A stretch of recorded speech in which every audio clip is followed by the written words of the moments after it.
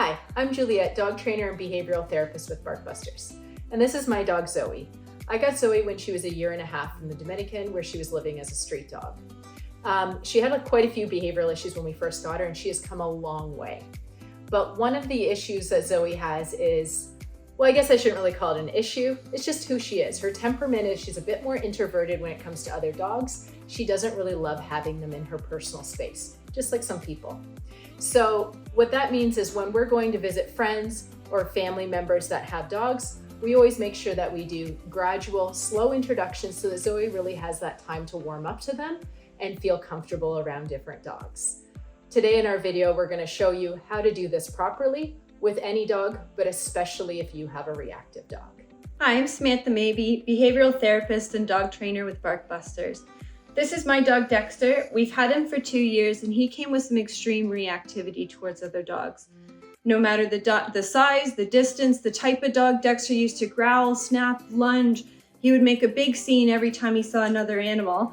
We've worked really hard with Dexter's training to help reduce that reactivity, and it's been a lot of work, but he's come a long way. So now we're ready for kind of taking it to that next level and starting to work on gradual, slow introductions to family members and friends' dogs. Muzzle training your dog can be an important safety precaution when working with reactive dogs. When done correctly, it can also boost your dog's overall sense of security and safety and help make the whole process just a lot more pleasant for everybody.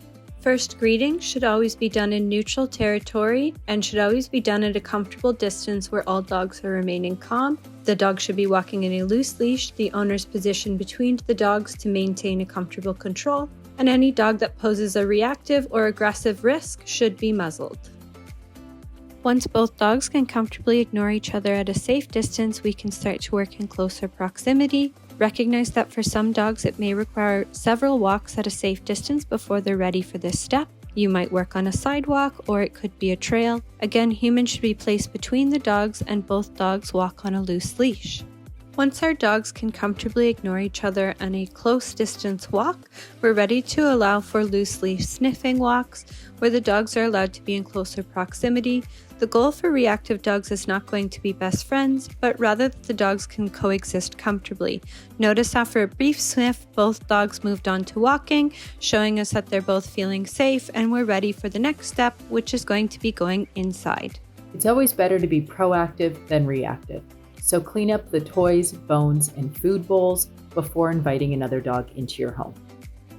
Only once the dogs are showing neutral and relaxed behavior outside the home in each other's proximity are you ready to start inviting them into the home. But you want to do this in a controlled and calm manner so that neither dog is trying to rush and push through that front door or guard it.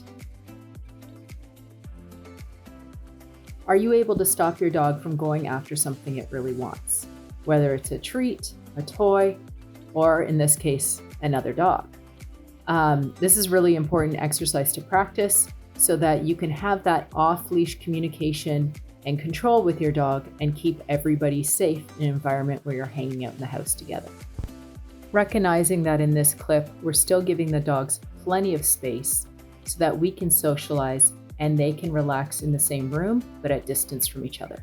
Avoid situations where the dogs might have to interact in tight spaces, as this increases the risks of the dogs displaying aggressive behaviors towards each other.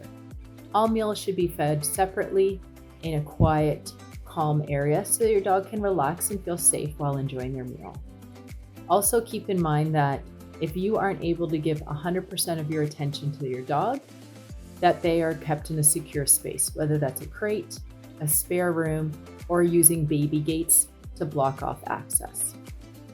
It's important to recognize that the dogs in this video have been following a consistent training routine and have gone for several walks at a distance prior to the filming of this video. If you have questions regarding your dog's behaviors, please reach out to your local Barkbusters trainer by clicking on the link below.